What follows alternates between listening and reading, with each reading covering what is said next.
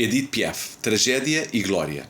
Os primeiros anos de vida de Edith Giovanna Gassion, mais conhecida como Edith Piaf, que nasceu no ano 1915 e faleceu em 1963, foram não só marcados pela mais completa miséria e pela doença, como pela ausência de afeto e pelo abandono. Filha de um casal de artistas ambulantes marginais, a mãe era cantora, o pai contorcionista e ambos viciados em álcool. Edith passou fome, apanhou porrada, andou ao desdará pelas ruas, foi abandonada pela progenitora e não recebeu o afeto que lhe deveria ser dado pelo pai. Parte da sua infância foi passada em casa da avó paterna, que geria um bordel, um prostíbulo, tendo sido acolhida pelas prostitutas que lá trabalhavam. Terá sempre muito carinho por estas mulheres em reconhecimento dos cuidados que lhe prestaram na infância. Primeiro acompanhando o pai, mais tarde com a sua amiga de infância Simone Berthaud, ou sozinha, Edith sobreviveu cantando nas ruas, em tascas e em bares. Já então se fazia destacar pelo temperamento vulcânico e pela qualidade e singularidade da voz.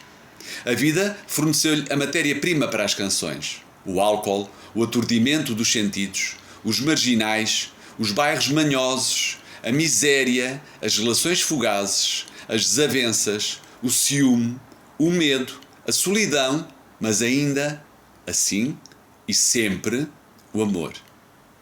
Aos 17 anos, encantou-se por um pequeno livreiro, Louis Dupont, de quem engravidaria. A filha que conceberam morreu aos 2 anos de idade, vítima de uma meningite fulminante. Raramente falaria sobre esse assunto, já que toda a vida se atormentou com o sentimento de culpa pela pouca atenção que dera à criança. Aos 20 anos conheceu o empresário Louis Leplé, que, cativado pela sua voz, a fez subir ao palco, revelando-a à sociedade parisiense.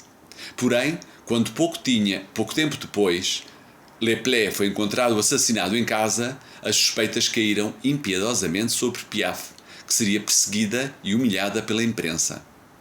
Contudo, a partir da sua estreia, ninguém mais a pararia. Seguiram-se os discos, os concertos, as digressões, o teatro, o cinema, o estrelato absoluto. Tudo, exceto o amor. Nem pela positiva, o trabalho incansável, o talento, o reconhecimento e a adulação do público, o ter-se tornado um ícone de França e famosa em todo o mundo, nem pela negativa, o calor procurado com inúmeros amantes passageiros, o álcool e a droga, conseguiram algum dia apagar a imagem da criança abandonada. Incapaz de ficar sozinha, Edith Piaf toda a vida colecionou amantes atrás de amantes, muitos deles casados, numa busca afetiva permanente, na tentativa de acalmar a angústia tenebrosa da ausência de amor parental.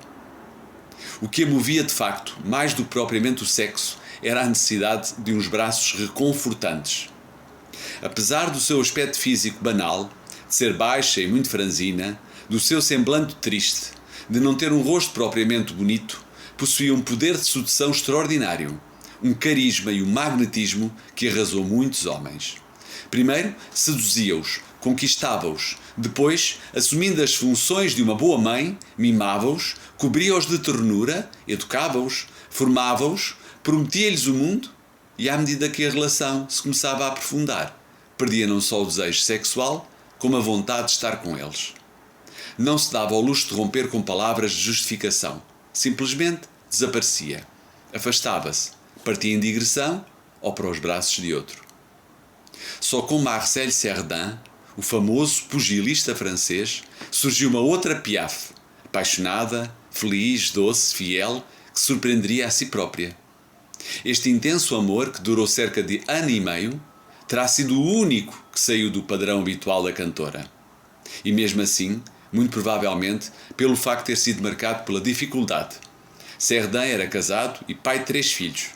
Pela ausência, os combates dele, porque era pugilista, os concertos e digressões dela. Pela saudade e, tristemente, pela morte acidentada do boxer, o que lhe conferiu uma dimensão trágica. É possível que se Cerdan não tivesse falecido, a história tivesse sido igual a todas as outras, mas não foi. A partir daí foi a derrocada. Os 14 anos que lhe restaram seriam atormentados por gravíssimos problemas de saúde. Vítima de reumatismos deformantes nas articulações, juntou à dependência do álcool, velho anestésico de sempre, a dependência da morfina, na tentativa de atenuar as dores que lhe deformavam o corpo e lhe dificultavam o movimento, tornando cada vez mais difícil manter a presença em palco. Com a saúde abalada pelos excessos, pela doença e por todo o sofrimento de uma vida muitíssimo enfraquecida, exausta, esgotada, Edith Piaf acabaria por falecer com apenas 47 anos. Paz à sua alma. Gratidão, fique bem, até à próxima.